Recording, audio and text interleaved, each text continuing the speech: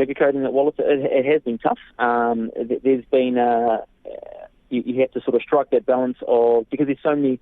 I think it's the uncertainty. No one really knew for a long time, and we still don't know. But look, I mean, we employ 50 staff or 51 staff, and so that's probably the thing that I take the most pride in, and that's really what keeps me up at night, is the fact that it's 51 people that we need to keep paying, and so that's really played on my mind a lot, and we've worked really, really hard to keep lines of communication open with staff so that they feel confident that they've got a job to come back to. So look, that's been a big part of the lockdown, is just making sure that we keep really close digital contact, of course, with our staff, and keep them in the loop, and let them know what's going on, and that we're working really, really hard to come out the other end and trade successfully through this. But then, of course, balancing that with, it's one thing to kind of wish for the best and hope for the best, but actually making it happen is another story. And so, working very hard behind the scenes with our suppliers, with key stakeholders, landlords, all that sort of stuff, to make sure that we've got a solid plan in place to trade through this into the next, to the post-COVID-19 phase, yes. I suppose. So, look, it hasn't been easy, but we've been very fortunate to surround ourselves with very clever people who have helped us formulate a plan, and I'm optimistic. I'm hoping for the best, but sort of preparing for any which way, any scenario that might come our way. But that's what you got to do. You just got to hope for the best and expect the worst, I think. Yeah, well, it's a great eatery, so I'm really pleased that things have worked out, albeit the very hard work. Anton Matthews, thank you very much for your time. Thank you, Will. And it's Anton's story there, Nikki, is a wonderful reminder for us to do support our local chippy, our local takeaway, our local cafe, or what have you, and make sure that they keep on humming right on through, huh? Well, it sounds like it's pretty busy out there today. My husband took the dog for a big walk, and he said there were queues outside all the cafes that were open. So it sounds like people are really out there already doing it. I might wait personally until things calm down. And I just can't wait for restaurants to open, because that's my real treat, to go to a restaurant. Just everything about it I really love. So I might keep my powder dry, actually, until the restaurant's open and then go crazy. Are you supporting your local eateries or cafes in your neck of the woods, Nick? Oh, absolutely. Well, it's we made a donation on SOS Cafe, which was that site that was set up to where you could buy a voucher in advance during the lockdown. Yes. We probably won't cash it, actually. I sort of more see it as a gesture of support. But we went today and picked up some scones and coffee and from our local. And really, I think we've just been conscious of that stuff. And, listening to Anton, he's got exactly the right attitude. And I hear that echoed around small businesses in New Zealand. They need to be left to get on with it, and they need support of their communities. But actually, that optimistic attitude, I think, will mean a lot. And he made a point of looking after his staff the way through, and I'm sure that most businesses would have been doing that, huh? Or many. That's right.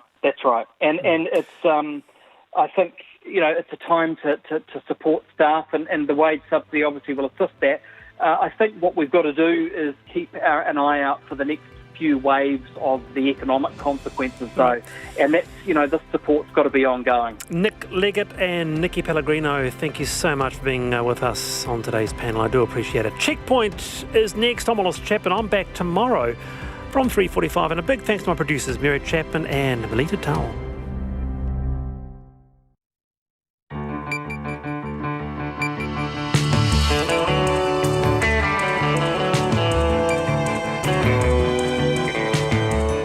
Te whakarongo mai koe ki te reo irirangi o Aotearoa. This is Checkpoint on RNZ National. I'm Lisa Owen. E haere nei, two sisters battling to get out of mandatory isolation to see their dying mother are running out of time after their appeal's been rejected. Air New Zealand hits more turbulence. Flight attendants claim 950 of them are about to get redundancy notices, even though the company's had $70 million in wage subsidies. Why Cabinet rejected health advice to close our borders to everyone, including returning Kiwis. School's officially back, but just 1% of school children actually made it into the classroom. From ballet, karate to singing, it's not just school that's gone online. After-school activities have too. And scientists search for ways to keep tabs on COVID-19, including testing your number ones and twos. RNZ News at 5. Good afternoon, I'm Paul Brennan.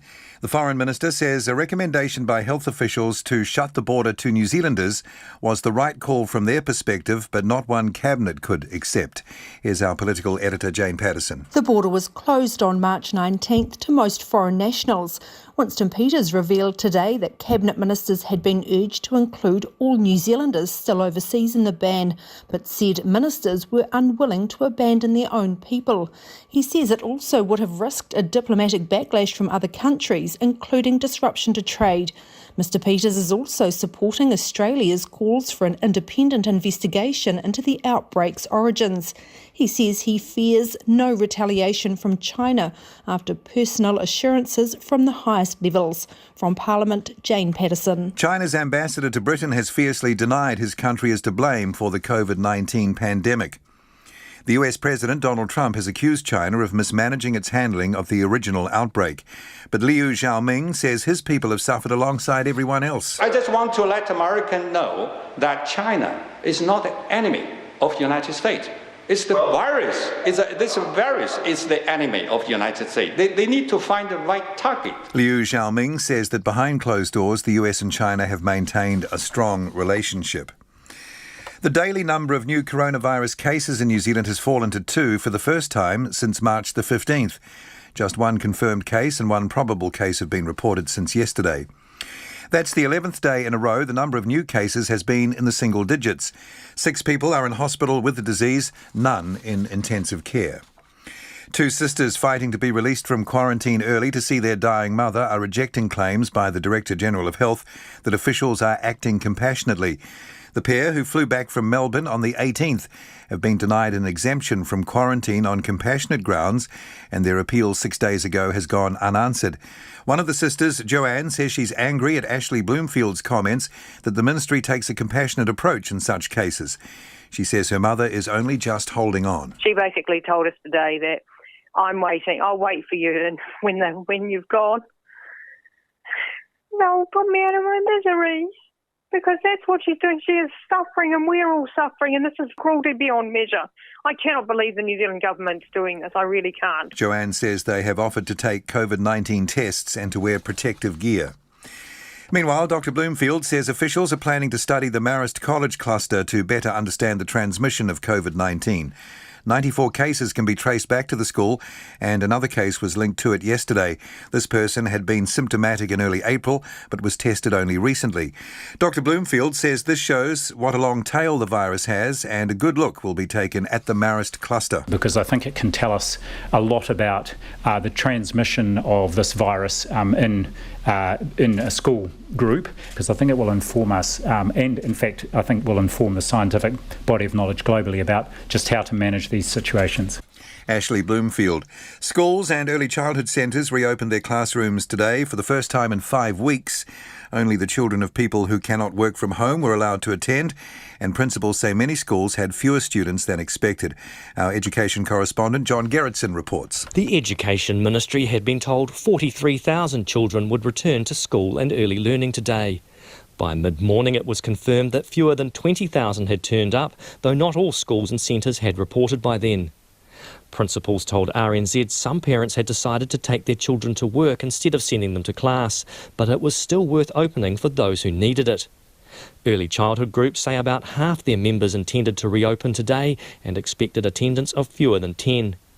Ko John Gerritsen, TNA. It's 4 minutes past 5. Sport this afternoon. Dave Rennie remains committed to coaching the Wallabies despite being gutted that Raylene Castle will no longer be his boss.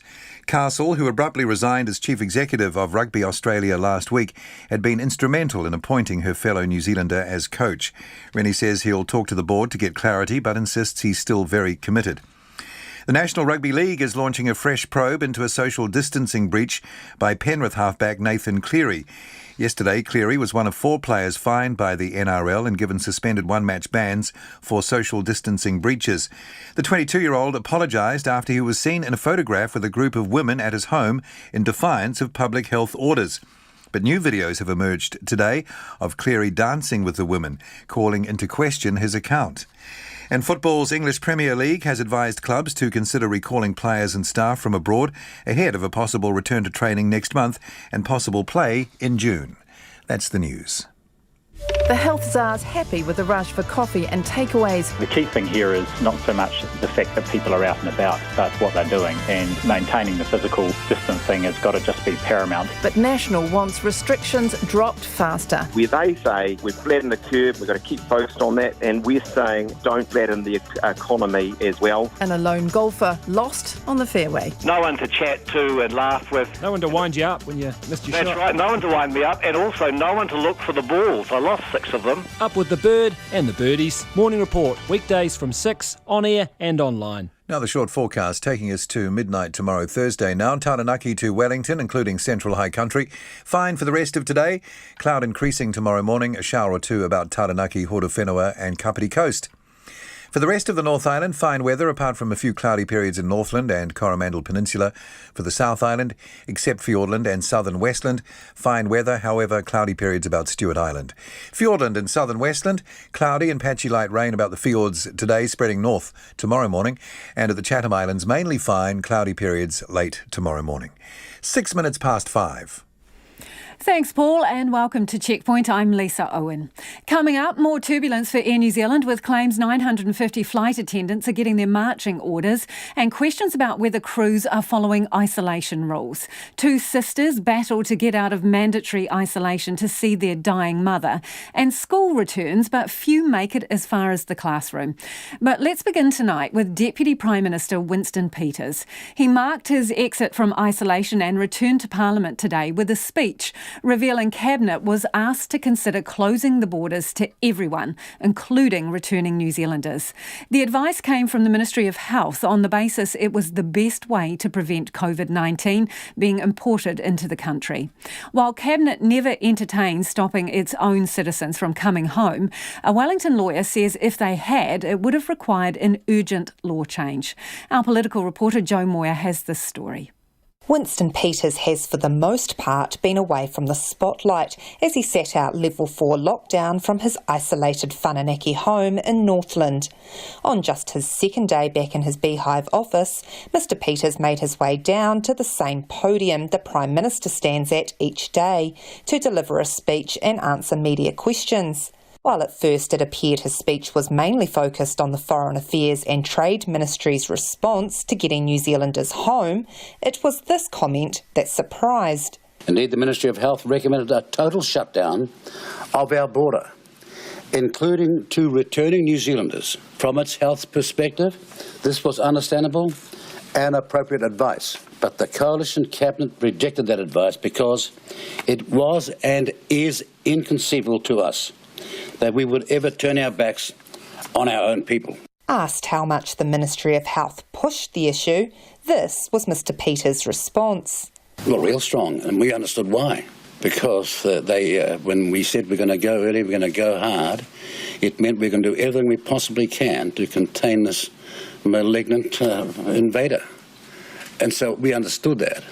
While both Mr Peters and the Prime Minister say the advice, received the day before lockdown began, was never given serious consideration, Wellington lawyer Graham Edgler says even if it had, it would have required an urgent law change. They turn up at the border, we cannot turn them away. The law does not allow us to do that. He says there's also an expectation that Ministry advice to Cabinet has considered other laws. They should and must take account of the New Zealand Bill of Rights Act, even if at the end they come to a view that we should do something anyway, or we should do it because it's a justified limitation, or actually we don't think we should do it, but it's your call, not mine. And so one would hope that that is what is happening. But the Prime Minister Jacinda Ardern disagrees and says the onus is on Cabinet to consider human rights, not ministries. In the same way the Finance Minister doesn't agree with all of Treasury's advice, Ms Ardern says it's on the Health Minister and Cabinet to weigh up the Director-General of Health's advice. She says New Zealanders being blocked at the border was never going to become a reality. We did not consider that it would ever be okay to stop New Zealanders coming home. You'll struggle to find countries in the world that would make a move like that. But we simply would not tolerate New Zealanders not having the option to return to the safety of New Zealand, their home. Director General of Health, Dr Ashley Bloomfield, says the advice was given with elimination in mind and wanting to keep out and stamp out coronavirus. It was clear at that point in time that most of our new cases were still coming in across the border. So we wanted Cabinet to understand, from a public health perspective, if we were to mitigate that risk of cases coming in across the border, ideally we would close the border for a period. Cabinet weighed up the full range of matters, including, of course, other legal obligations in making their decision. Dr Bloomfield says he doesn't regret Cabinet ignoring the advice because the government went ahead with implementing a quarantine system at the border to mitigate the ministry's concerns. Another part of the government response was repatriating New Zealanders abroad. And in typical Winston Peters style, he didn't miss an opportunity today to call out those returning home for forgetting their manners. How many climbed off the plane and never said, the first thing I want to do is thank the New Zealand taxpayer? I think many more should have got off the plane and said, thank God to my country and the New Zealand taxpayer. From Parliament for Checkpoint, Joe Moyer. Air New Zealand's hit heavy turbulence with an escalating industrial stoush over claims hundreds of flight attendants are about to be laid off and ongoing questions about whether the company's doing enough to curb the risks of spreading COVID-19. The pandemic has forced the national carrier to slash international and domestic flights, with our borders basically shut and returning residents and citizens faced with managed isolation or quarantine on arrival. Not so for international air crews, who are largely exempt from the 14-day stand down, despite concern among Air New Zealand workers that it's putting them and others at risk. And there's evidence not all crew are following the strict rules designed to stop the spread of the virus. Here's the latest. Fasten your seatbelts, the ride is getting increasingly bumpy for Air New Zealand. Flight attendants claim 950 of them will be served redundancy notices next week. But they want the brakes put on the process, saying it started during lockdown, and even at level 3, company-led live streams isn't proper consultation. They've launched a letter-writing campaign to MPs asking them to get on board. Here's an extract. We ask you to reach out to the Air New Zealand executive team and pledge your support behind our request that the redundancy consultation process is suspended until such time as we enter level 2 and a proper consultation process between the airline and its employees can be facilitated. The letter also points out Air New Zealand is getting the wage subsidy, more than $70 million so far, and a $900 million government-backed loan. And for any fair and reasonable employer, that comes with obligations. We believe commencing a fast-paced redundancy process is not in the spirit of the foundation of the wage subsidy, which was designed to save jobs, protect New Zealand's economy and ensure our nation is equipped with the resources needed to bounce back and recover after the COVID-19 pandemic is contained. National's Todd McClay has got one of the letters. I agree with them it's not fair, and for the sake of another week to show good faith in part of this discussion, I think Air New Zealand should look to do that. I've written to Air New Zealand to ask for a meeting, a briefing, and it just made the case to them that it's very important that all Air New Zealand employees are treated fairly and they see the process as fair and as robust. I will be talking to Air New Zealand directly and will raise this on behalf of the many, many thousands of Air New Zealand employees who have been writing to National Party MPs. Yesterday, Air New Zealand staff got a company-wide email celebrating the fact Australians and Kiwis have chosen the airline as their most trusted, respected and admired brand. Ironic, says one crew member whose words are voiced by someone else to protect their identity. Air New Zealand is focused on their shareholders and protecting their brand rather than their frontline employees. They should be looking inwards to pinpoint savings within their expensive senior leadership and executive team. These unsustainable salaries can hardly be justified when the average frontline worker who earns close to minimum wage is being made redundant. Meanwhile, after previously refusing to release figures, Air New Zealand last week confirmed 30 of its workers have been infected with COVID-19. The admission came after Checkpoint revealed some Air New Zealand workers are increasingly uncomfortable with international crew being exempt from a 14-day stand down following international flights, to allow for the virus incubation period. Let's quickly recap. These are the words of an Air New Zealand employee, revoiced to protect their identity. On 19 March, NZ5 arrived at Auckland from LAX, on which 3 passengers tested positive for COVID-19. At least 2 crew later tested positive. A crew member from that flight, before testing positive, went down to Bluff to attend a wedding. And now we all know about the Bluff cluster. Just 2 days after that story, Air New Zealand Medical Officer Dr Ben Johnson and its General Manager cabin crew Leanne Langridge addressed staff via a live stream.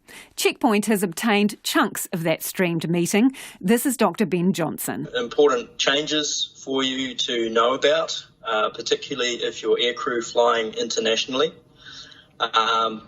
And there are changes around expectations on layover. In the past, there had been some discretion allowed around whether you needed to stay in your hotel room or not. And the wording of that requirement from the Ministry of Health was to stay in your hotel room if feasible. It's important that you know those words have been removed. And the clear expectation is now that you absolutely must stay in your hotel during a layover. There is no discretion. There is no eligible reason that you can leave the hotel. And the Ministry of Health want absolute assurance from Air New Zealand that that's being complied with. Let's pause for a bit because small details matter here. 2 weeks before this staff address, Ministry of Health advice to airline crews already clearly stated crews must remain in hotel rooms during layovers, including using room service. Yet Air New Zealand's Chief Medical Officer refers to outdated Ministry of Health advice from March 16th. That old advice is worded very differently. It says crews should remain in the hotel room if this is feasible. And the tougher rules have been in play for at least a fortnight before this staff briefing. Dr Ben Johnson again from that streamed meeting. Compliance with this requirement to stay in your hotel is really, really important. The New Zealand government is very sensitive to this issue at the moment. We've been very successful in New Zealand controlling COVID-19 internally. We'd like to keep it that way, and I know it's an inconvenience, I know it's hard, but this is part of the role that you play, keeping the rest of New Zealand safe. Despite tougher border controls, Air New Zealand international crews have largely remained exempt from the 14-day isolation rule, with the exception of crews returning from Los Angeles.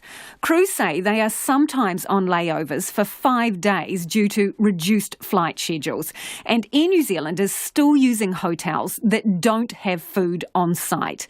Again, this Air New Zealand crew member's words are voiced by someone else. We are the essential workers as flight crew on the front line, away from our families for days at a time, bringing Kiwis back home. And Air NZ can't even put us in a hotel room with room service to comply with the Ministry of Health requirements. We are being set up to fail. General Manager cabin crew Leanne Langridge addressed the issue at that same virtual meeting. How are we meant to gather food in hotels like LA that have no room service then if we cannot leave? It's a good question. I can talk a bit about what a lot of crew have been saying to me is they've been getting Uber Eats and getting food delivered to the hotels. So that's what crew are telling me they're doing. I'm not sure about pilots, but I'm sure they're doing the same. Yeah, there are an increasing number of services that will deliver food to you. Do understand that's a little more expensive. Documents provided to Checkpoint show concerns have repeatedly been raised about crews not complying with the layover guidelines. And Air New Zealand last week conceded crew returning from Vancouver had to self-isolate after allegedly breaching guidelines. Since that incident, it's introduced a declaration form that crew must sign on departure and return, saying they have followed the rules. Now, the Transport Minister Phil Twyford and Air New Zealand Shareholding Minister Grant Robertson have declined to comment, and Air New Zealand declined our invitation for an interview on the program this evening. On changes to advice to air crews on layovers, the Ministry of Health says it is currently undertaking a more significant review of the advice to air crew, given the changes in the global situation, the changes in air movements to and from New Zealand, and as we are reducing community transmission, making the border the highest risk for new COVID-19 cases in New Zealand. It is 5:20 and you're with Checkpoint on RNZ National. Keen for your feedback on anything you hear on the programme this evening. Let us know what you think of Winston Peters' return to Parliament and his comments that Cabinet was asked to consider closing the border altogether, including 2 New Zealanders. You can text us on 2101, tweet us at Checkpoint RNZ, or you can email checkpoint@rnz.co.nz. 2 sisters battling to get out of mandatory isolation early to see their dying mother say the exemption process is cruel and flawed. The pair flew back to New Zealand from Melbourne on the 18th. That's 11 days ago now to see their mother. They say they're running out of time. Eva Corlett reports. The sisters flew to New Zealand the day after they heard their mother was dying and went straight into the 14-day mandatory quarantine. They applied for an early release on compassionate grounds to see her, but the Ministry of Health has declined their request. They filed an appeal last Friday but haven't heard back, despite the promise of a 48-hour time frame for decisions. One of the sisters, Joanne, says the travel exemption team works around the clock, so the isolation exemption team should be too. Given the fact that these are very time-critical decisions, we're not wanting to be released so we can go on holiday to Queenstown.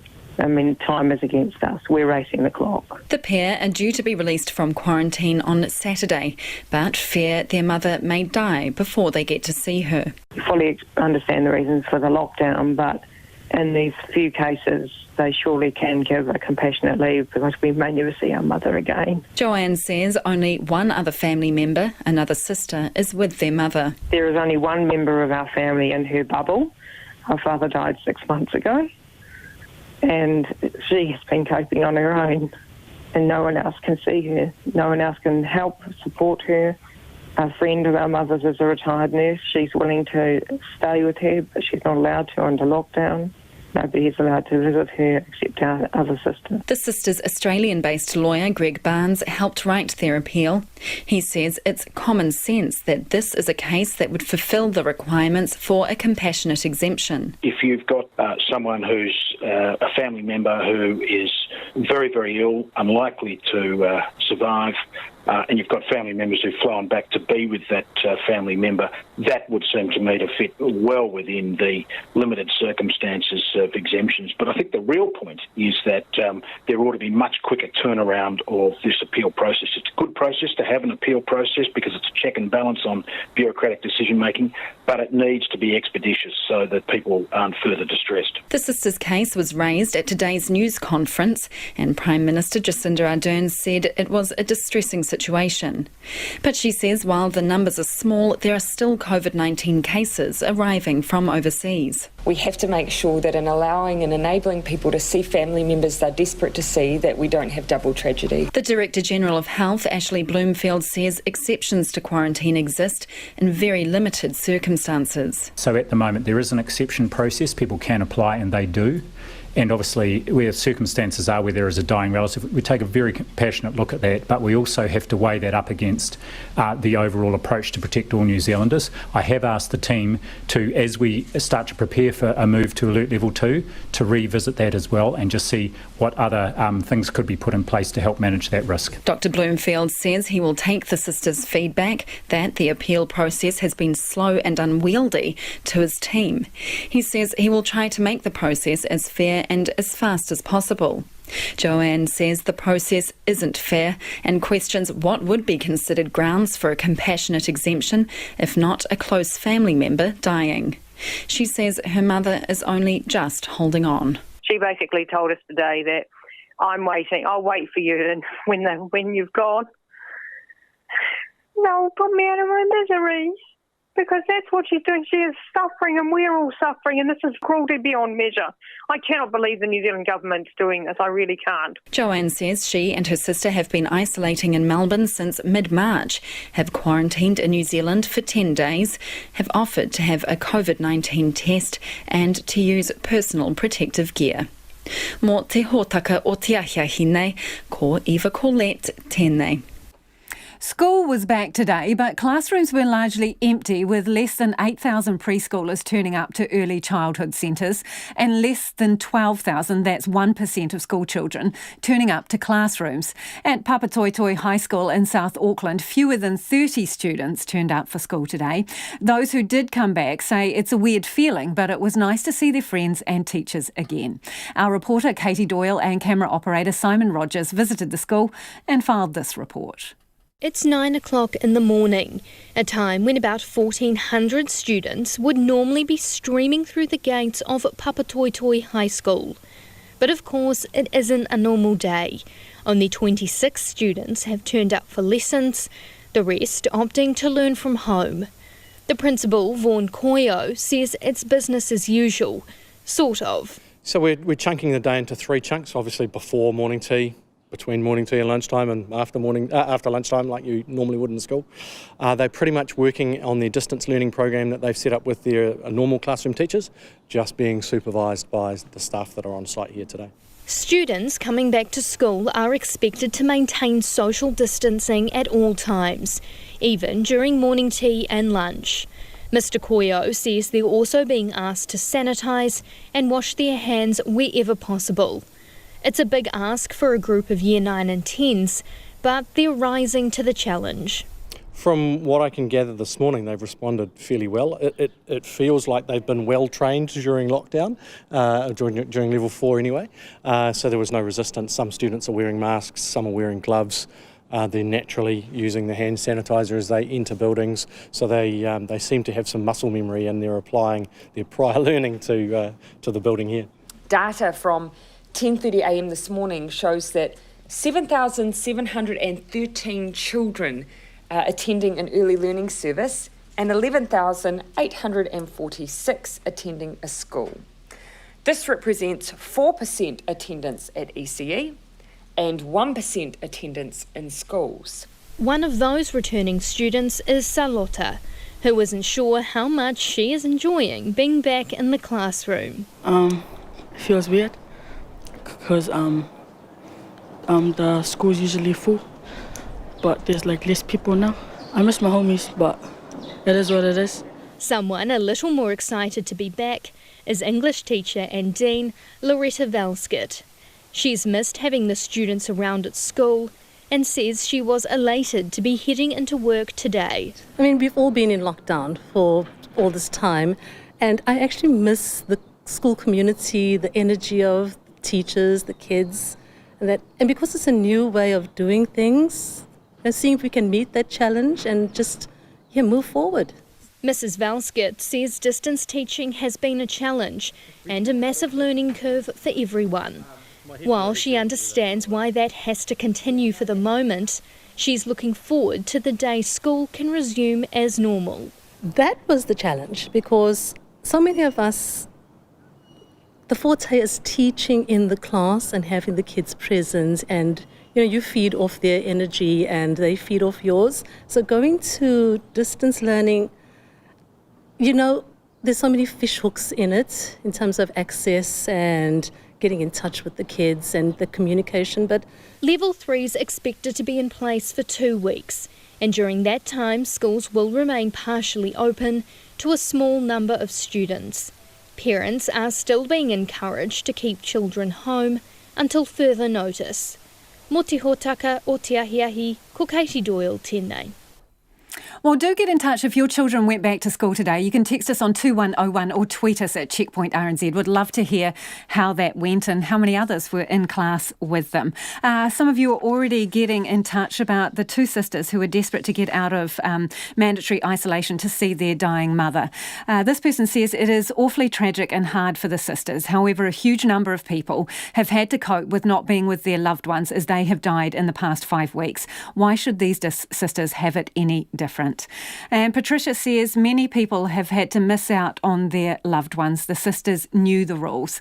One for all, says Patricia. And another person says, please stop giving these Australian women airtime. Lots of people are not able to see their dying family at this time. Why should the rules be any different for them? They're actually New Zealanders, the two sisters. The two sisters from Australia trying to see their dying mother. So much for the PM's tedious mantra, to be kind, another person says. And John has got in touch to say the Melbourne sisters should have come back 2 weeks earlier to see their mother. They should have anticipated the COVID-19 quarantine rules. Do keep your feedback coming. The text is 2101 or you can tweet us at Checkpoint RNZ.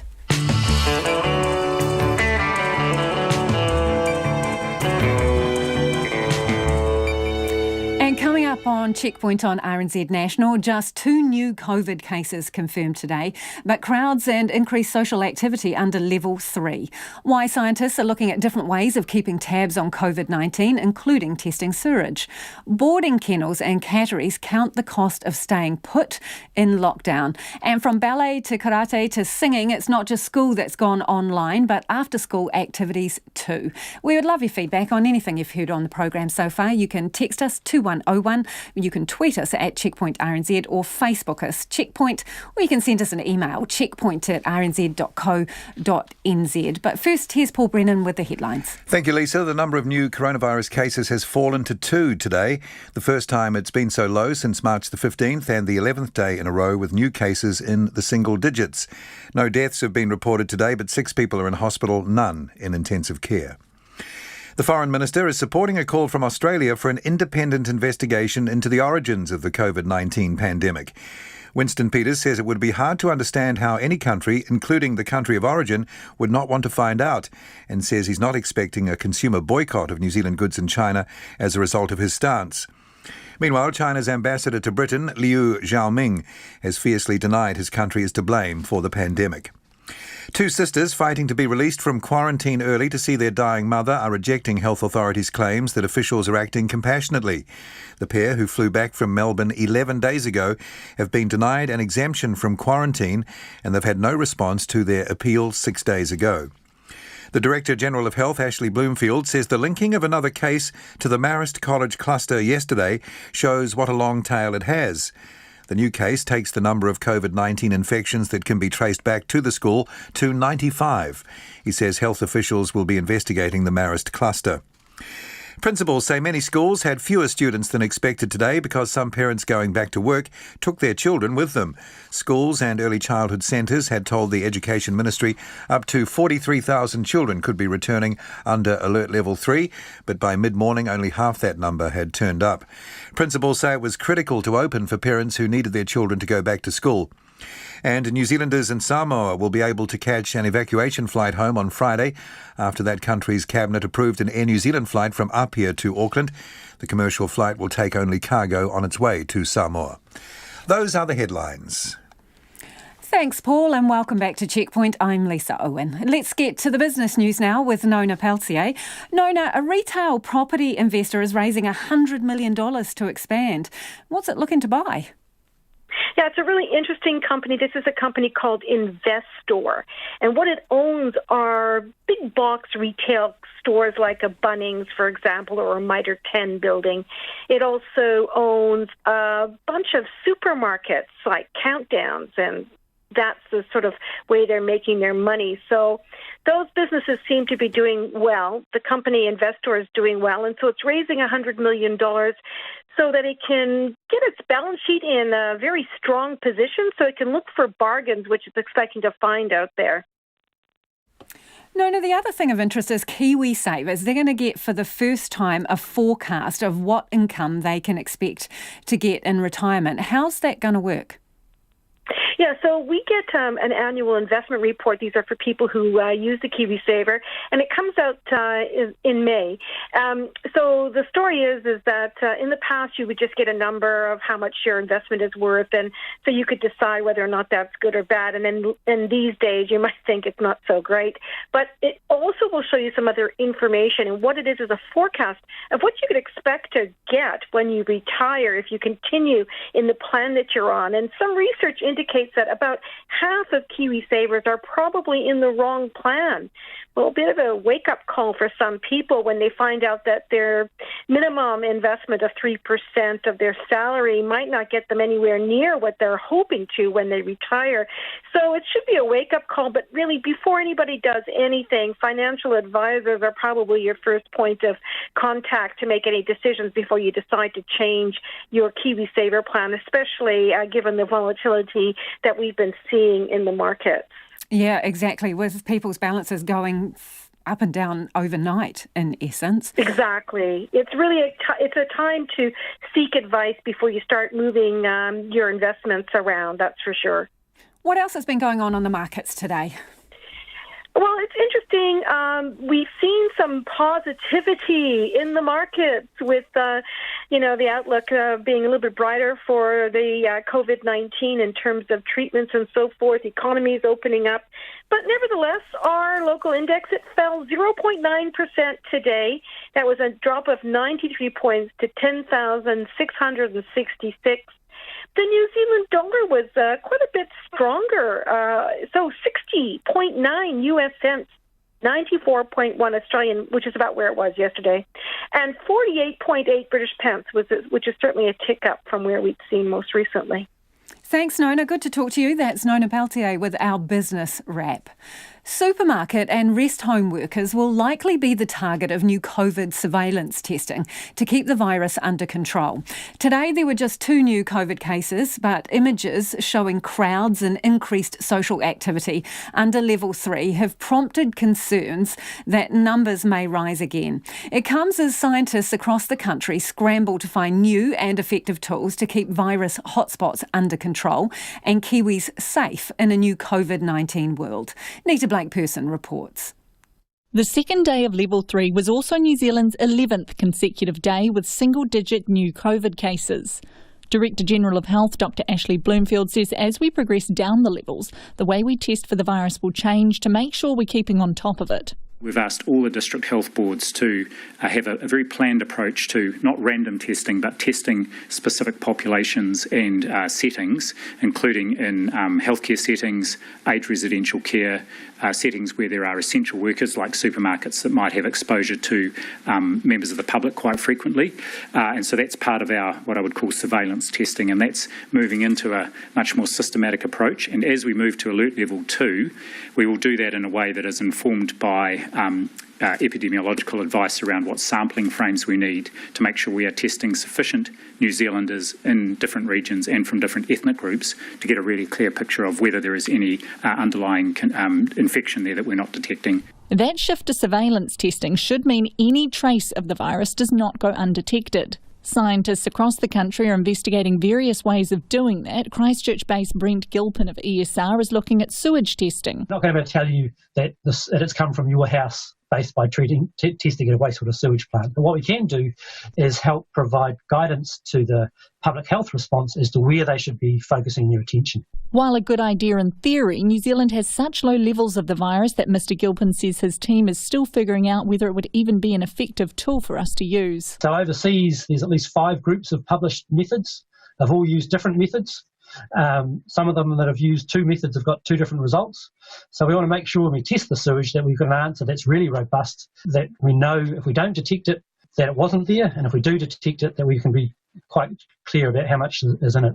In Gisborne, DNA scientist John Mackay is focused on the genetic component. He says antibody tests being touted overseas may eventually be useful, but not for another 4 to 6 months. These tests detecting antibodies in our blood are not so much as to whether we do have the virus, it's more have we been exposed previously to the virus and never realised. There are a lot of tests that have popped out of the woodwork and claimed all sorts of things, 15-minute detection time, a finger prick test like your diabetes monitoring, but a lot of the performance of these tests has been questionable.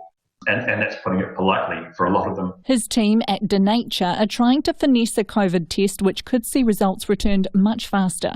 There are developments going on into making testing faster, decentralising it so that places like airports and potentially pop-up testing sites can not only be sampled right there and then, say in the Queenstown car park, but they can actually be tested right there. And so a number of sites, including ourselves, have received HRC funding to work on developing newer tests and new methods. While the country remains in level 3, the focus on testing will still be on targeting those with symptoms. Testing numbers have dropped in recent days from a peak of 6,961 last week to just 2,637 yesterday. Auckland microbiologist Dr. Susie Wiles says that's likely due to not as many bugs being spread around in lockdown, but people shouldn't stay away if they have any concerns. What's really, really important from now is that if somebody has even the inkling of any symptoms, that they get tested straight away, because the more people that are moving around and interacting with other people, the more chance we have, if we do have some virus that we don't know about, of that spreading. And so the sooner somebody gets tested, the quicker the contact tracing and stuff can be done. And more people are moving about in level 3. Dr. Wiles says images of crowds gathering to pick up their takeaways last night were disturbing. So I am concerned. I'm hoping that those are just a blip, that the companies involved will be getting all their processes in place so that people are not congregating like that, because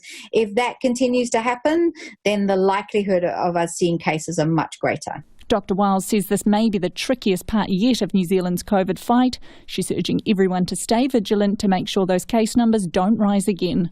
For Checkpoint, Cornita Blakeperson, TNA. Ski field maintenance teams are on the mountains this week for the first time as operators get ready to open in June. But the billion-dollar industry, which employs about 3,000 people, still doesn't know how many skiers will be allowed on the mountains at one time and how many will turn up. Operators want special dispensation from the government to allow more than 500 people at level 2, or it may not be viable for them to be open. Sharon Brett-Kelly reports. There's hardly any snow on the mountains, but it's a critical time for maintenance to get the ski fields open in time. Normally, the weather determines when the season starts. This year, it's COVID-19 as well. But operators still don't know exactly when they will open or how they will run their business. Bridget Legnavsky is the General Manager of Cardrona Alpine Resorts. If we get into alert level 2, yes, we will open. And we'll open to what we will understand as a local market or people that are in the region.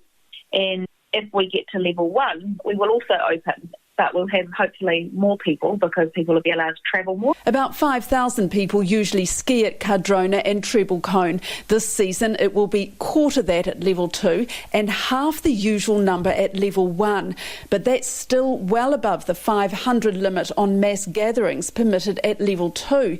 Ms Legnavsky says the ski fields will need a special classification from the government to allow more than that. A ski resort is kind of like a small town, and it tracks and traces its people really well with our RFID sort of ticketing and scanning systems.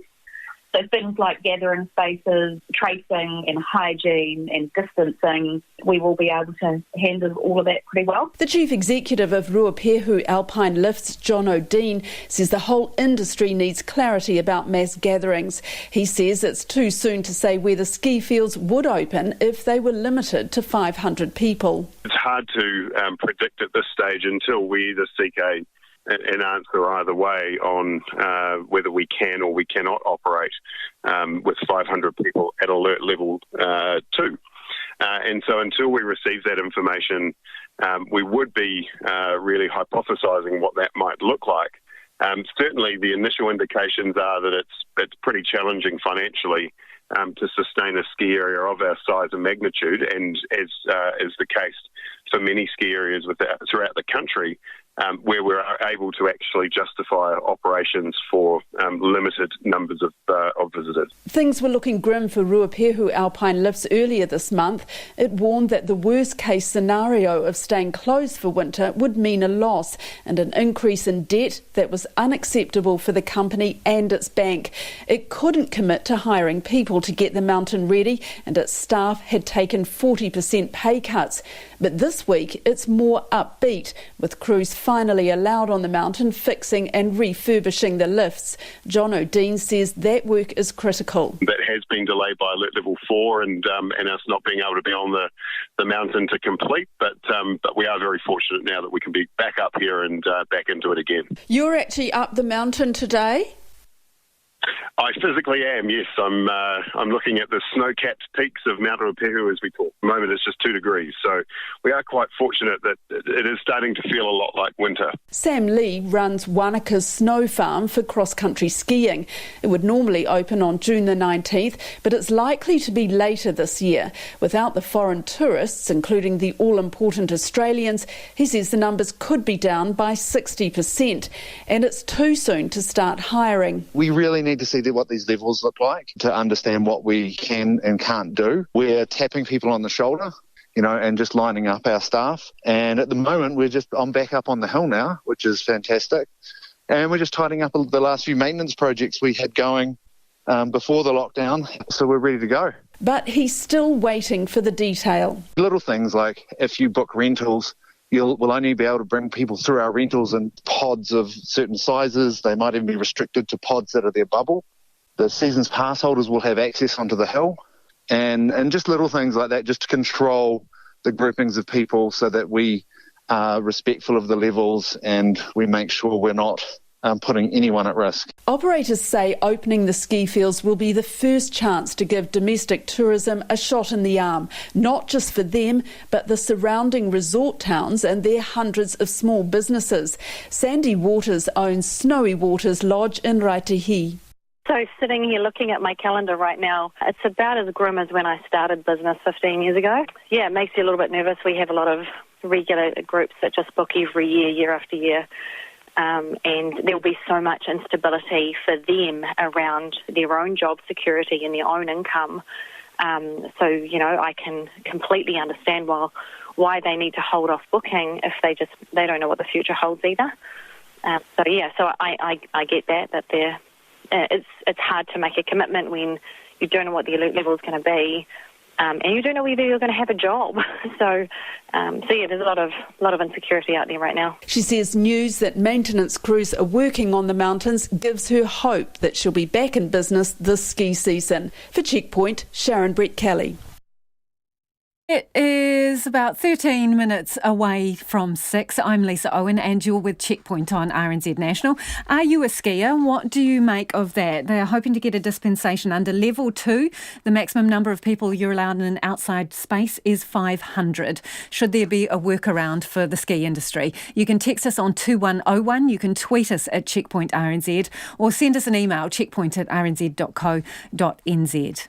There are now more than 1 million positive COVID-19 cases in the US, about 4 times more than the next worst affected country. But as the BBC's Jane O'Brien reports, despite the country passing the grim milestone, some states and cities are loosening their restrictions. A salute to the COVID warriors, the Blue Angels and the Thunderbirds paying tribute to those on the front lines of the battle against coronavirus. They flew formation across the northeast, an uplifting spectacle for residents in lockdown. New York continues to be the worst hit, but today, a glimmer of hope. What we've seen is clearly progress, and that's getting us closer to the day when we can start to make some of the moves to open things up. But I've said it before, I'll keep saying it. We're going to be cautious, we're going to be careful, we'll be governed by the facts. More than 1 million people in the US are now known to have been infected, and the emphasis is on more testing. In Manhattan, people lined up at the latest facility. Other states are moving faster, even without the recommended levels of testing. Georgia has taken aggressive steps to restart its economy, opening salons, gyms, and some restaurants. And most states are making plans, even if they have no clear time frame. Well, it will go down to zero ultimately. And you have to understand, when it comes to cases, we do much more testing than anybody else. So we're going to show more cases because we're doing much, much more testing, double anybody else. Somebody said if you add everybody else combined, that would be a number. And it will be at the appropriate time. It will be down to zero, like we said. But even as some businesses open the doors, it's not clear whether Americans at home are ready to open theirs.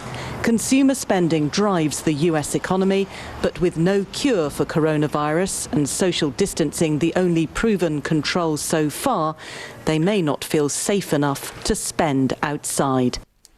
Jane O'Brien with that report. Meanwhile, fears are growing that the next Olympic Games will be cancelled altogether.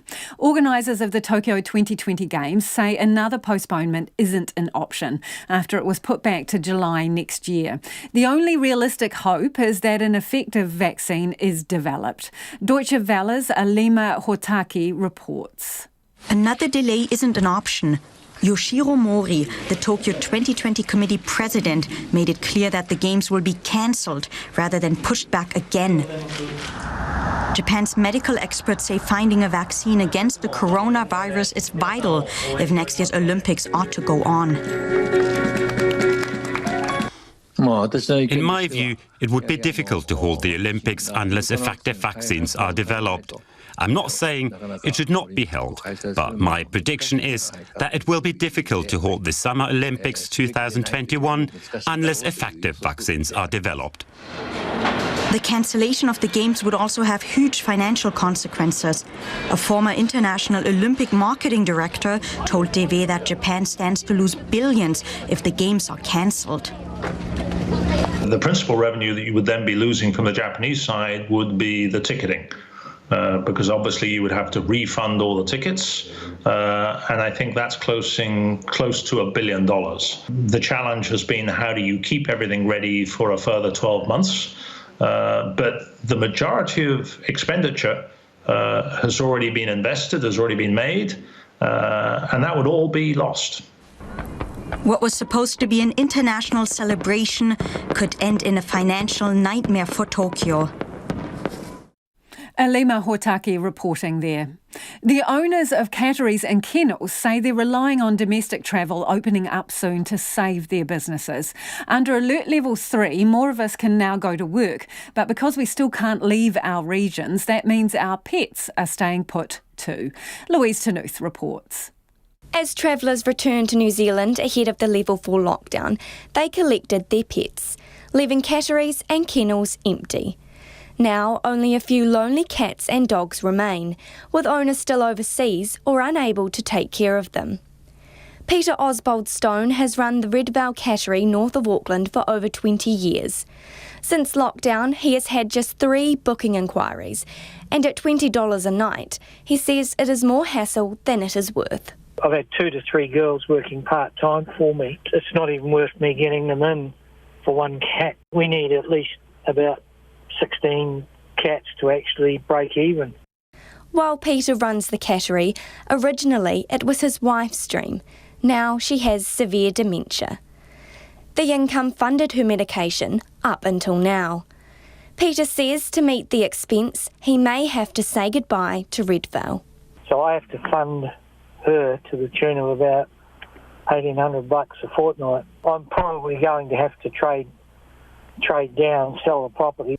He says owners will be able to drop their cats off with him during Level 3 and Level 2, but they'll have to be quick and careful. They'll have to turn up, put the cat in the cage, well, hopefully the cat's in a cage, and they drop it at the cattery door with its vaccination book so we can check that, and then they're going to have to back off while I have a look. Another hard-hit pet care operation is Bethel's Farm Stay for dogs. Nestled in the Waitakere Ranges, the boarding kennel is run by Sandra Darcy, who says they're usually extremely popular.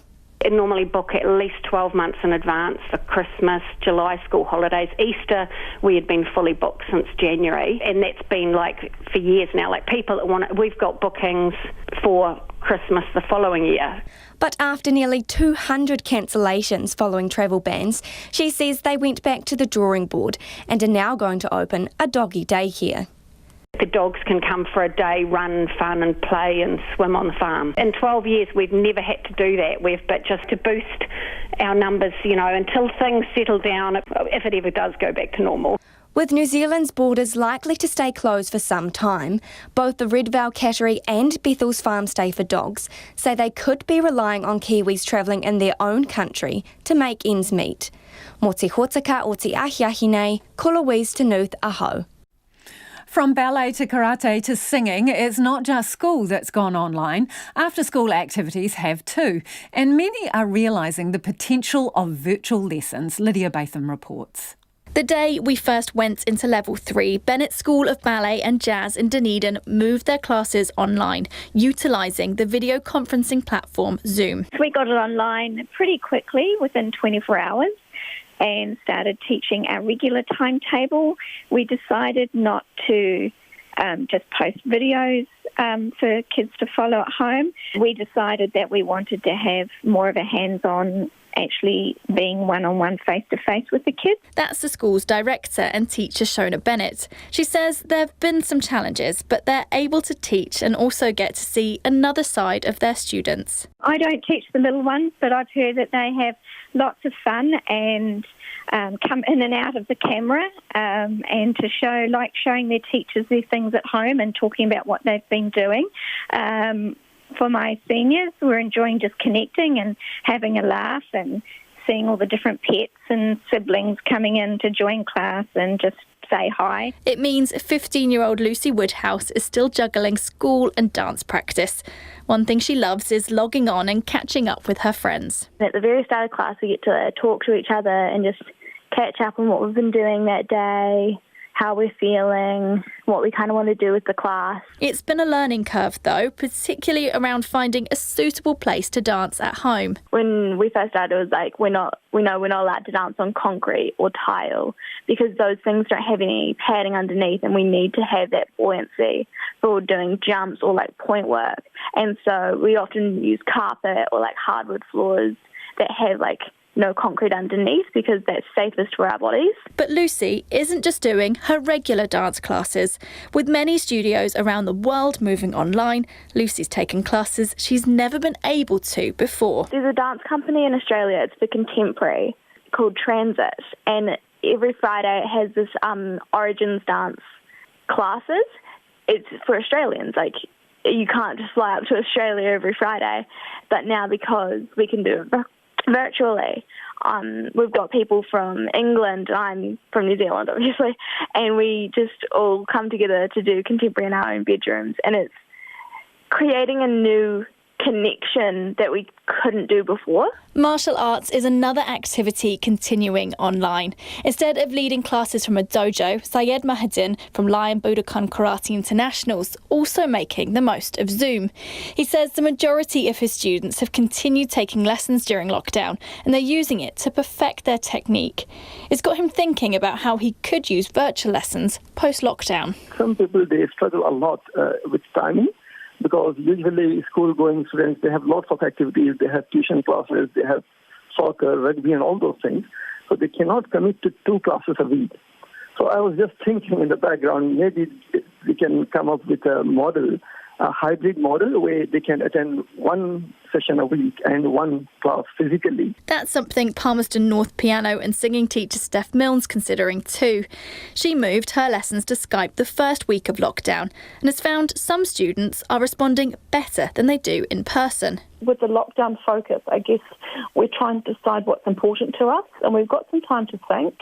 And some people are really just getting back into their voice that they get from music, if that makes sense. One of her students is 17-year-old Rachel Hodgson, who's encountered a bit of a problem. I always get the giggles. I find it quite kind of hard to not laugh when someone's like looking at someone through Skype. I find that quite hard. So I always can't look at her when I'm singing, but it's so cool. I've absolutely loved it. While fellow student Tom Varney's had some different challenges. Just a little bit with like setting up and everything, getting microphones working, music out of the laptops and stuff, keeping my little brothers quiet in the background, but that's about it really. His sister Meg also takes lessons. They're just glad to have not fallen behind. Well, it's been pretty good really. It's pretty good that we get to keep on doing them, like with the whole lockdown. Yeah, so it's good so we're like not losing any progress, so we can keep working towards our exams. With so many responding so well, Steph Milne's considering supplementing face-to-face lessons with virtual. If you were running a schedule where you gave them a weekly lesson, but you had a couple of times when you scheduled in 5 or 10 minutes just to touch base with them online during the week, that could be a good focus of keeping them involved in practice. She's also thinking about how they could help people who struggle to get to lessons. But I'm wondering if it may suit some people to continue online, or else it may be that this is a resource that I'm creating by default that makes it possible for me to address a new set of kids and adults online who cannot, as you say, travel in easily to get a lesson in the studio. Her only gripe's been with the broadband connection for some of her more rural students. But she, along with others, is realising what was a temporary solution could become a permanent way of operating. For Checkpoint, Lydia Batham. And we have just heard from Joanne, who is one of the sisters who've come over from Australia to see their dying mother. Joanne tells us in the last hour she's just heard from the Ministry of Health and their appeal to visit their mother has been declined. A lot of you getting in touch about this issue. Sandra says, my husband sadly passed away on the 10th of April. His daughter and granddaughter from Hawke's Bay were unable to come to Marlborough to be with us while we took care of him. We accepted that this was the way it was and find it difficult to understand why these sisters from Melbourne should be treated differently from family within New Zealand who desperately want to be there at such a sad time. On the other hand, Marie has got in touch to say my initial response to the story of the sisters is that a special situation should be exactly that. Who knows how easy it would have been for them to get back earlier? Who can say whether they should or should not have done things differently? We've been asked repeatedly to be kind. I'm hearing some very unkind attitudes bursting out from New Zealanders. RNZ News at 6 o'clock. No mai, haere mai. I'm Paul Brennan. The Foreign Minister is supporting Australia's call for an independent investigation into the origins of the COVID-19 pandemic. Winston Peters says it's hard to understand how any country, including the country of origin, would not want to find out. China's ambassador to Australia, Cheng Jingyi, has warned that Canberra's call could spark a consumer boycott of Australian goods in China. Mr. Peters was asked today if he feared similar repercussions. The Chinese at the very highest level have promised me over the years that they don't behave that way. I take them at their word. That's not how they behave. The Foreign Minister, Winston Peters. A Wellington lawyer says the government would have to had urgently changed the law if it had agreed to close the border to everyone, including returning New Zealanders, as advised by the Health Ministry last month. The Prime Minister says Cabinet never entertained the idea, but Graham Edgler says the Ministry should have considered the ramifications in the first place. They should and must take account of the New Zealand Bill of Rights Act, even if at the end they come to a view that we should do something anyway, or we should do it because it's a justified limitation, or actually we don't think we should do it, but it's your call, not mine. And so one would hope that that is what is happening. Lawyer and law commentator Graham Edgler. Many schools had fewer students than they expected on the first day of partial reopening today. The Education Ministry had been told 43,000 children would return to school and early learning centres, but by mid-morning fewer than 20,000 had turned up, though not all places had reported by then. The president of the Secondary Principals Association, Deirdre Shea, says her own school, Onehunga High, had 15 students, but it was worth reopening even for such a small number. For those students that needed to be here, I think it was critical, and that's really the issue, isn't it? That for some students they're not able to be at home, and those students need to have the opportunity to continue to learn alongside everybody else who is able to continue that for the moment. Deirdre Shea of the Secondary Principals Association. People who have health insurance with Southern Cross will save an average of $60 on their premiums in coming months. The company is returning $50 million to about 880,000 members and 4,000 business customers as part of a package to help counter potential financial hardship from COVID-19. Its chief executive, Nick Astwick, says members have had elective surgery and cancer care delayed because of the outbreak.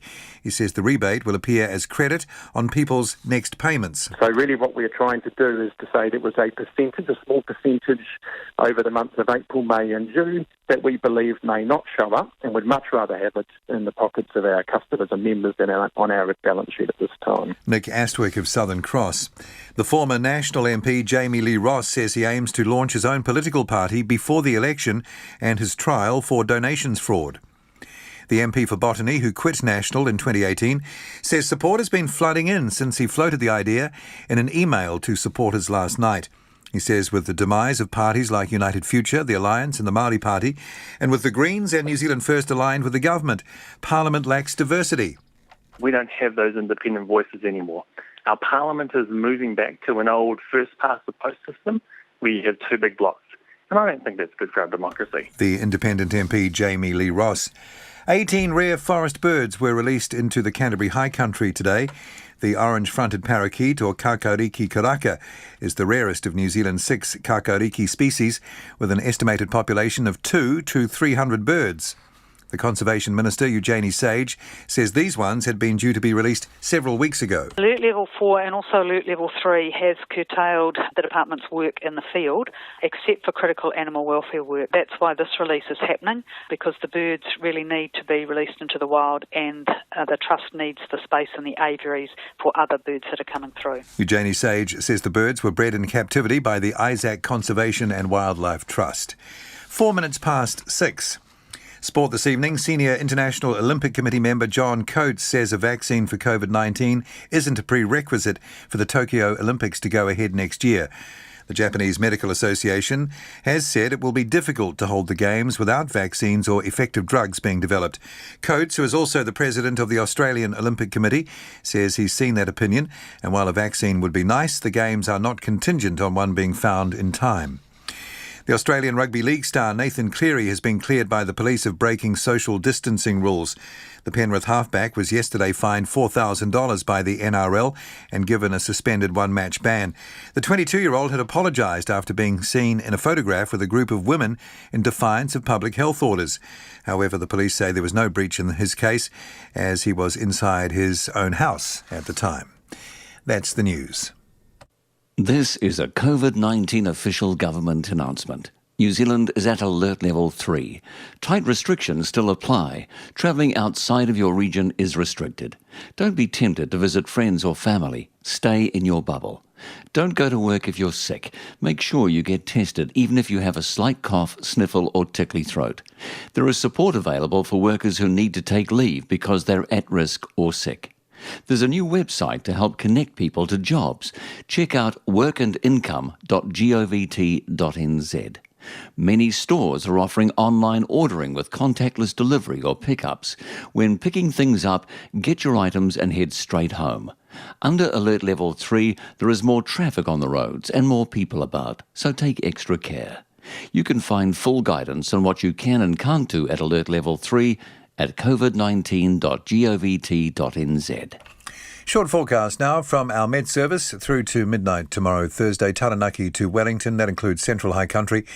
Fine for the rest of today. Cloud increases in the morning tomorrow. A shower or two about Taranaki, Horowhenua and Kapiti Coast. For the rest of the North Island, fine, apart from a few cloudy periods in Northland and Coromandel Peninsula. The South Island, except Fiordland and Southern Westland, fine weather, however, cloudy periods about Stewart Island. Fiordland and Southern Westland, cloudy and patchy light rain about the fjords for the rest of today, spreading north in the morning tomorrow. And at the Chathams, mainly fine, cloudy periods there late tomorrow morning. 6.5 minutes past 6.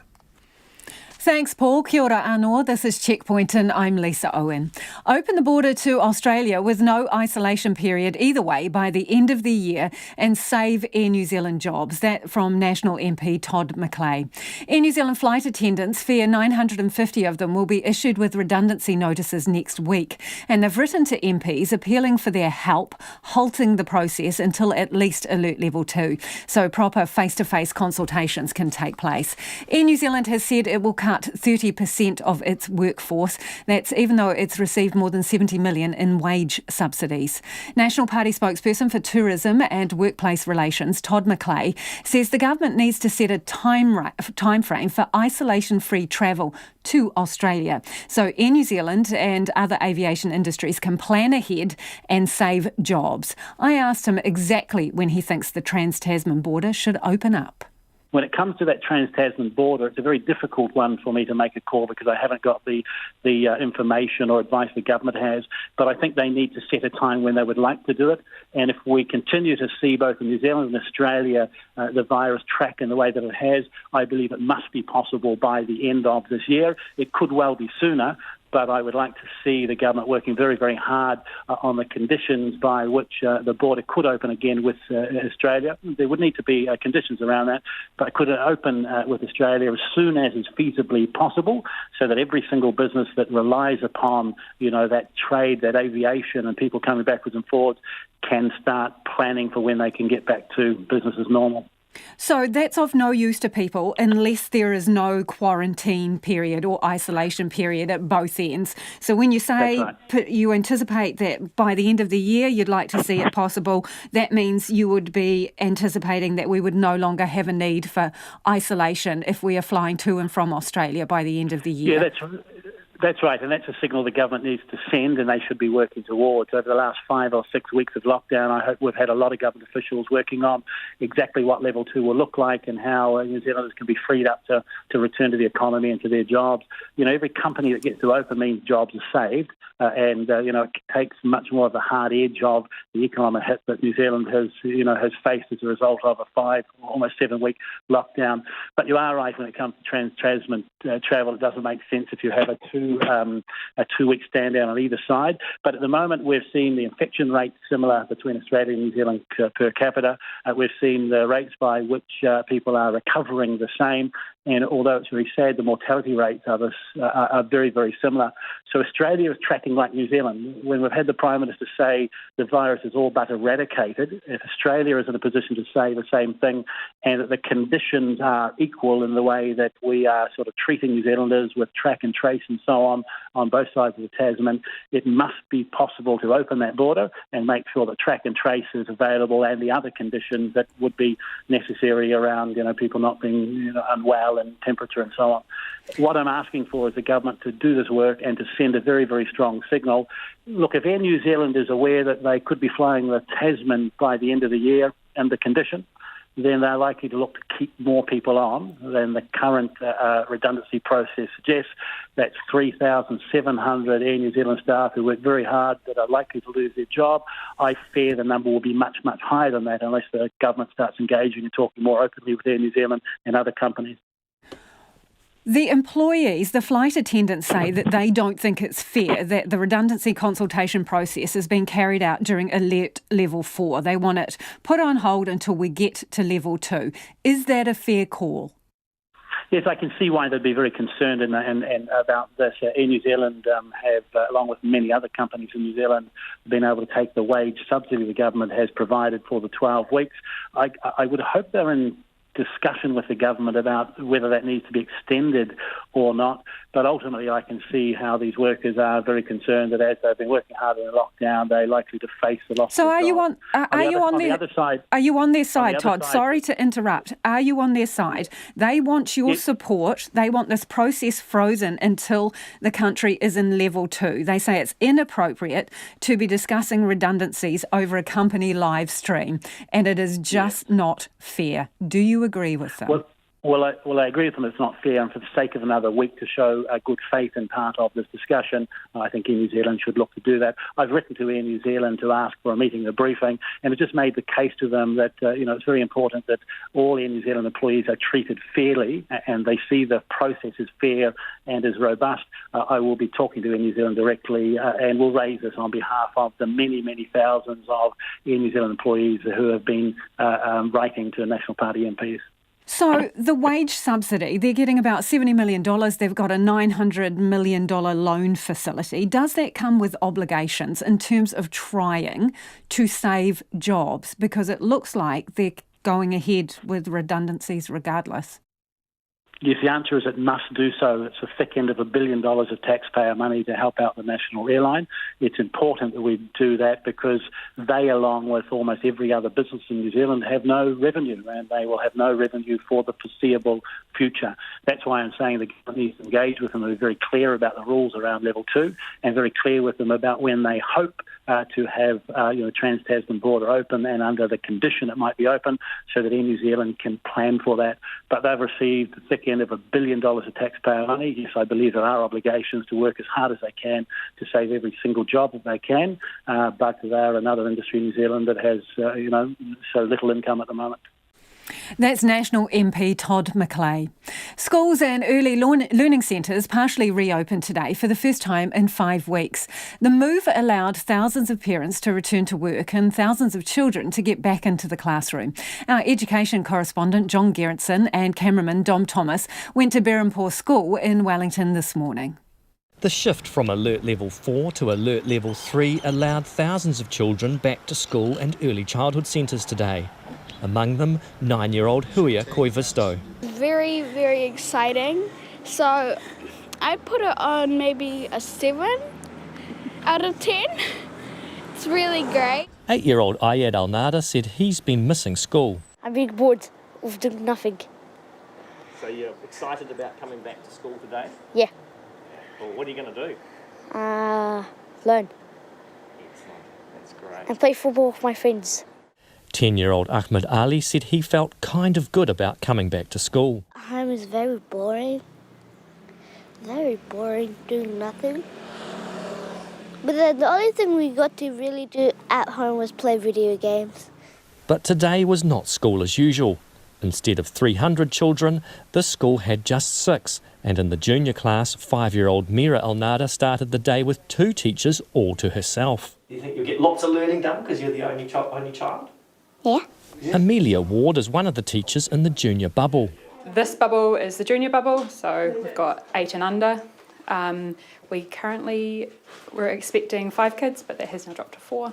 We're seeing that as the only one here so far, so we'll have to see how that goes. Over in the senior bubble, there are 5 children with 2 teachers. Colette de Vere Green says they'll be taking turns working with their regular classes online and with the children who are present in person.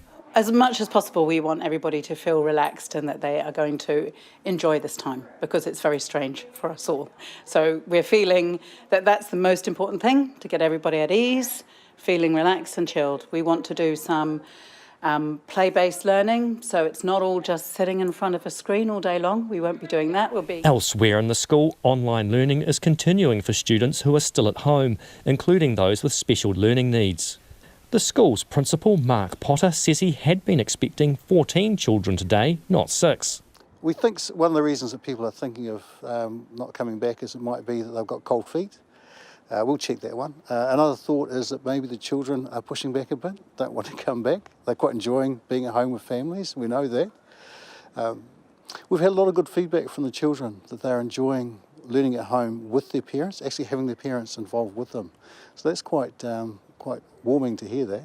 He says it's a strange feeling to be back at school with so few pupils. How it feels right now, with only 6 children on the site that should have about 300, is a little bit like one of those 1960s post-apocalyptic movies. It sort of feels like there should be more people, and it looks like there should be more people, but it's still a bit of a ghost town. So we're going to have to work quite hard to make sure the children that are on site don't feel isolated by being here.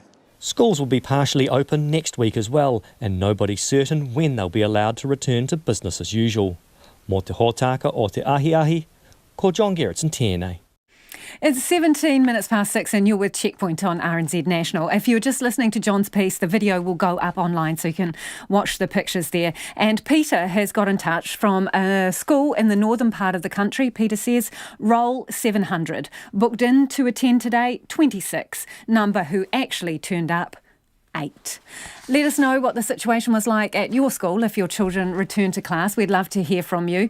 If your business has had a super busy day today, also we would love to hear from you after the lockdown. You can text us on 2101.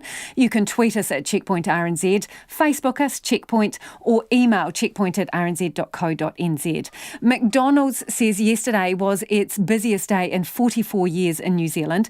It says it's sold over 300,000 burgers, 300,000 burgers, including 145,000 Big Macs and 19,000 burgers were made without pickles. What's the problem with pickles? I love pickles. It says McNuggets, cheeseburgers, fries and quarter pounders were the most popular. Anderson's Bay in Dunedin, Frankton and Hastings, Lower Hutt, New Plymouth, Papakura and Porirua were the busiest. So if your business had an exceptional day yesterday, we'd love to hear from you. Text us 2101 or tweet us at Checkpoint RNZ. Fiordland tourism operators say the rules governing the national park are outdated and leave no room for common sense. Each national park is required to have its management plan reviewed every 10 years or earlier with public consultation. Fiordland's rules were due to be reviewed in 2017, but the review was delayed. Tourism reporter Tess Brunton has more. Ultimate Hikes General Manager Noel Saxon says working under the current rules can be frustrating. He tried to find a different place for his guests to disembark to ease the pressure on the often crowded Milford Sound terminal. But under the rules, that can't be done. It seems like common sense. Certainly, I'm sure that would get a lot of support, but we would like to be able to have that conversation. Currently, we can't have that conversation because there's no opportunity to review the condition that doesn't allow us to disembark anywhere else apart from the current terminal location. So there's a simple example of what we'd like to be able to do. While the rules can be challenged, Noel Saxon says it costs time and money that many small operators can't afford.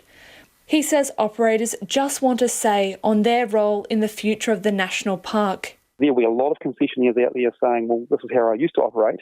Now, in order to survive, I need to operate differently. I'd like to think that DOC could address those in a reasonably quick manner. A Fjordland tourist operator who spoke on the condition of anonymity says businesses are being stifled under the plan. These are his words, but not his voice. It's out of date by a long time, and it's not helping any businesses operate or grow in Te Anau. Te Anau is the envy of most parts of the world with the beauty and location that it has, but we're just not in a position to grow. His company has a consent limiting the visitor numbers he can cater for. He wants to attract domestic visitors to spend their money in Fjordland post-COVID, but says the limits are a liability. Say a company has 2 consents a day for 365 days of the year. We may only need it for once a week, but instead of being 13, we might want 45, so the footprint on the ground will be less. But DOC has been so unlenient over the years about the consent and the footprint. There's no way we can promote to bigger groups and still be within our consent.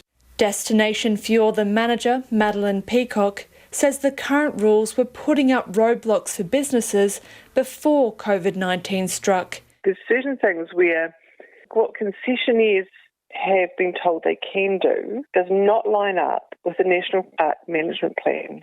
Operators have been doing legitimate activity under their concessions and have subsequently been told by the department they can no longer do that. Ms Peacock says concession issues can't be sorted until the rules are reviewed. Is there going to be support for legislative change to enable tourism businesses to actually kickstart and to do what they need to do to be able to take advantage, firstly, of domestic tourism, but secondly, of international tourism when it comes back? DOC's Southern South Island Operations Director Aaron Fleming says reviewing the rules for Fjordland is a priority.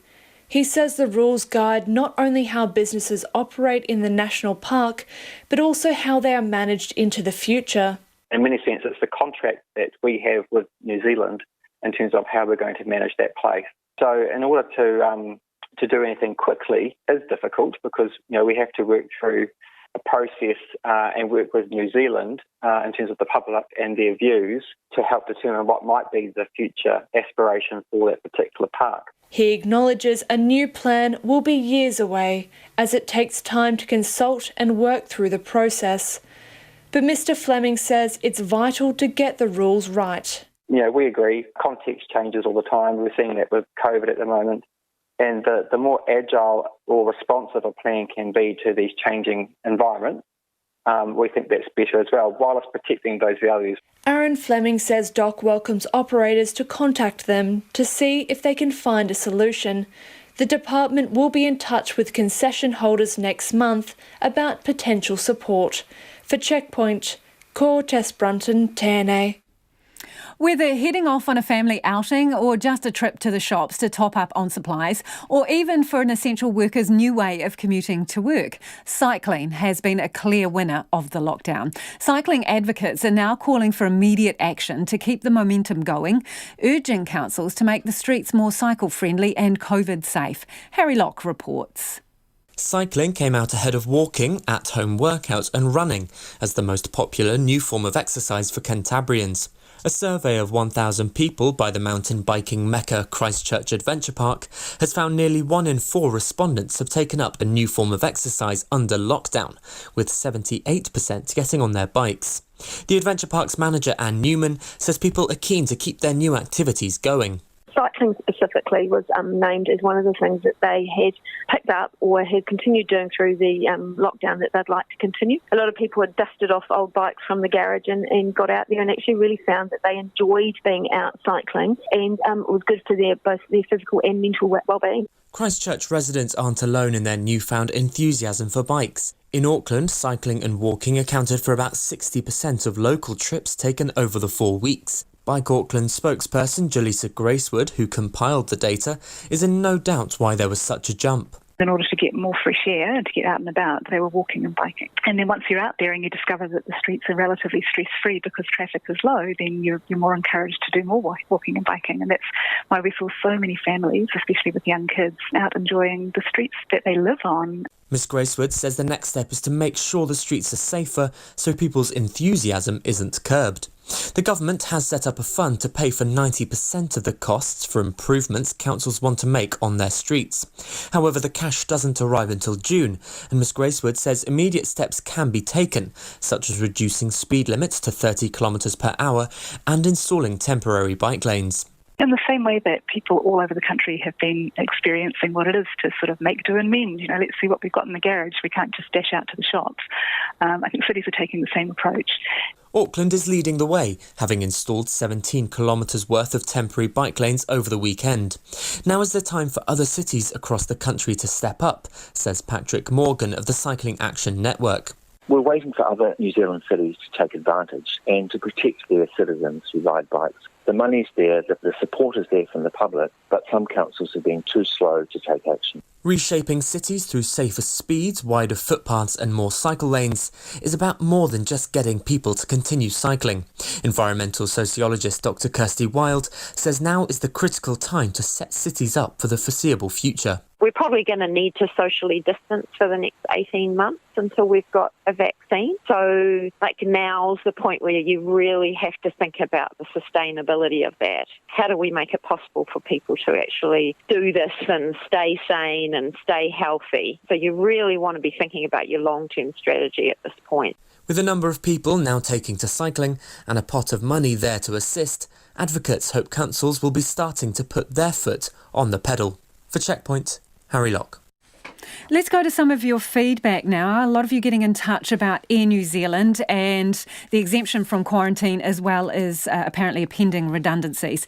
Peter says it's outrageous that Air New Zealand is continuing to implement redundancies at the same time as their aircrew are exempt from the 14-day quarantine requirement for people returning from overseas. They obviously have enough staff to maintain the quarantine.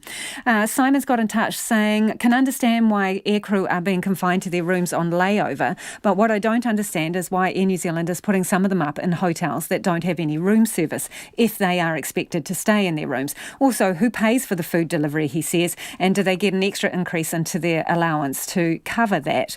And Stuart's got in touch to say Todd McClay, a National MP, agreeing with the union that Air New Zealand should delay decisions about laying off employees until later.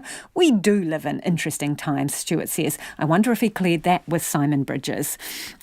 Also, Kakaramia School, one lone child attended today. Lucky there's a backboard on the basketball court and a lot of weeds to deal with in the school garden, that person says. On the subject of the two sisters over from Australia hoping to see their dying mother, their appeal has been declined, so they have to stay in enforced isolation. This person says, my brother-in-law died the first week of lockdown. His son is in Perth and couldn't make it back. It was extremely hard for him as he is the only son. It's sad for the girls, but our family chose safety first for all those involved, if they can just look at the bigger picture. However, most people say, where is the compassion to those who say these daughters should have come home sooner? Well, they didn't know their mum was dying, is what I heard in the Checkpoint story. Regardless, I think there is some work to be done around these circumstances. When I put myself in their shoes and imagine one of my parents severely unwell or dying, I cannot begin to imagine not being able to see them and tell them I love them and to hold their hand. For God's sake, get them in PPE and get them in there, says Josh. Liz says, where is the compassion and being kind? The long-term trauma and grief for those not being able to see their dying family members will have long-term ramifications for their mental health. Thanks for getting in touch. Let's go to the UK now. He walked 100 laps of his garden, raised more than $60 million for the NHS, and now British war veteran Captain Tom Moores received more than 100,000 birthday cards to mark his 100th birthday. Lydia Batham reports. Captain Tom Moores, the man who's warmed hearts around the world. He decided to mark his 100th birthday by walking 100 laps of his back garden in the hopes he could raise £1,000 for NHS workers on the front line of the COVID-19 crisis. He's smashed that target and then some. To date, he's raised more than £29 million, which is just over 60 million New Zealand dollars. It's not his only achievement of late. He's also managed to score a #1 single and virtually open one of the new NHS Nightingale hospitals. Tomorrow's the big day, though, and the birthday cards have been flooding in. So many they've been diverted to Bedford School, where they're being displayed line by line, row by row in the Assembly Hall. Markings on the floor have been used to create walkways for those laying them out. Cards now cover the floor, the stage and a raised area along the windows. And there's still baskets filled with the cards yet to be laid out. Some are shop-bought, reading Happy 100th Birthday and Born in 1920 in gold lettering.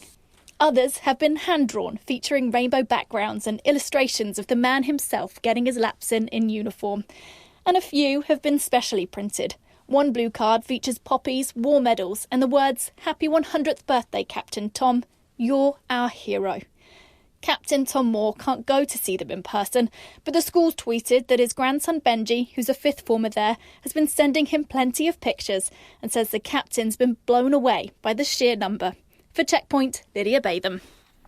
Go Captain Tom, he is utterly awesome. And if you were listening to that on radio, do go back online. You have to see all of those cards laid out in the school hall. Absolutely remarkable. We will catch you tomorrow. Morning Report will be with you first thing. RNZ News headlines at 6:30. The Foreign Minister is supporting calls for an investigation into the origins of the COVID-19 pandemic and says China would not retaliate with a trade ban. Lawyer Graham Edgler says the Health Ministry should have considered the legal ramifications before advising the government to close the border to everyone. Southern Cross says it will return an average rebate of $60 to members to help counter potential financial hardship from COVID-19. And former National MP Jamie Lee Ross says support is flooding in for the new political party he plans to launch before the election. Those are the headlines. Our next news will be at 7. Tonight on Nights, in the spirit of Anzac, a couple of Aussies, Aaron and Levi Vandera, sing something down the line. When I first met them, they were pre-teen prodigies performing Akadaka. I think they've mellowed a little since. Otago University zoologist Yolanda Van Heesek on how isolation has brought us closer to